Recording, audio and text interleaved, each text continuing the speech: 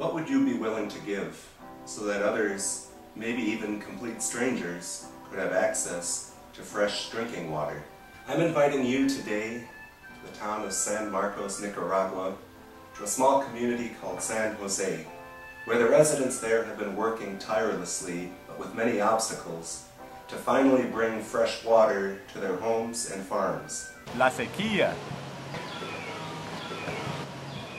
which means drought. Every year we anticipate at least 5 months of no rain whatsoever. As you can see, there's still just dust. So this may be the hardest part of people's lives here. Miren, tenemos uno de los problemas fuertes que hay en Nicaragua ahorita, por ejemplo, miren la naturaleza, no ha llovido. ¿Ya?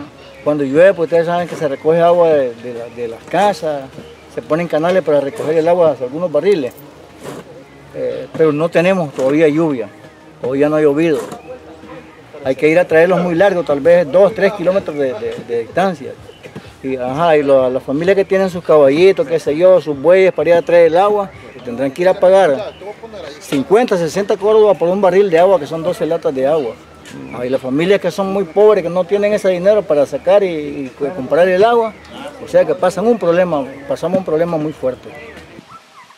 When I first bought this place, I wasn't living here full time, and I felt the Lord inspiring my heart to move down here. It took me a while to respond to that, to move here full time. But when I did, I realized I had to experience these things like this drought, because unless you live through it, you don't really realize the needs of the people, and you don't realize what kind of infrastructure it is that we have in the first world, where everybody's got running water. The water hardly ever goes out for anybody. But here, there is no running water. During the drought, there's no water to take a shower, there's no water to bathe themselves, and little kids run around all muddy and dirty. I first joined the people of San Jose last May and found them united and very optimistic as they finally received the government approval, the actual pipes themselves, and access to a water source that they could begin to have running water. That is the tubes of a water project.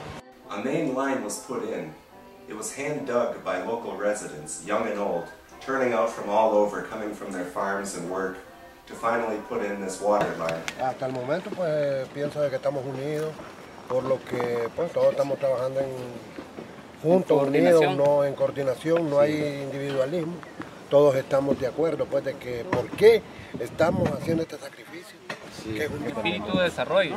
Hay que hacer cosas mejores que la todo se necesita del agua, principalmente por los niños que van al colegio, y pues usted sabe de que es un vital líquido que todos lo necesitamos. Sí. They labored long hours under the hot Nicaraguan sun, worked diligently until the job was done. Sharing their water source with a nearby community, the people of San Jose would get fresh water once every 3 days. This was a huge first step. Unfortunately, after all was said and done, conflicts arose over water usage and distribution, and instead of once every 3 days, the people of San Jose are currently receiving water once every 15 days. Imagine no water in your home for 2 weeks on end. We take for granted being able to fill up a glass of water, take a hot shower, wash our hands, wash our dishes, wash our clothes. Having fresh water anytime you want it is not the experience of most people in the world. Because of the terrain and limited amount of resources, life was looking dismal for the people of San Jose. Paul Rush, the founder of the Guadalupe Gardens mission, began investigating the possibility of a water source located right beneath the grounds of the mission. Previously, during the Nicaraguan Civil War, many of the water sources and wells were damaged. According to reliable sources, namely the previous owner of the coffee plantation, which is now Guadalupe Gardens, the hole leading down to the well is blocked by one large stone. As the story goes, this particular hole got blocked when area kids wanted to roll a large rock down into the hole to hear a large splash. The kids took off and the stone remained. If the obstruction can be removed and no other obstructions are found, This well could provide access to drinking water to about 50 families in the surrounding area. Here's what we're proposing. Small community helping small community. We are hoping to raise $10,000 for this water project. Meeting this goal, we will be able to remove the obstruction from the access drill site, examine the water available and quality of it, install a solar-powered pump to bring the water from the underground river to the surface, and connect the pump to the already installed main line and pipelines.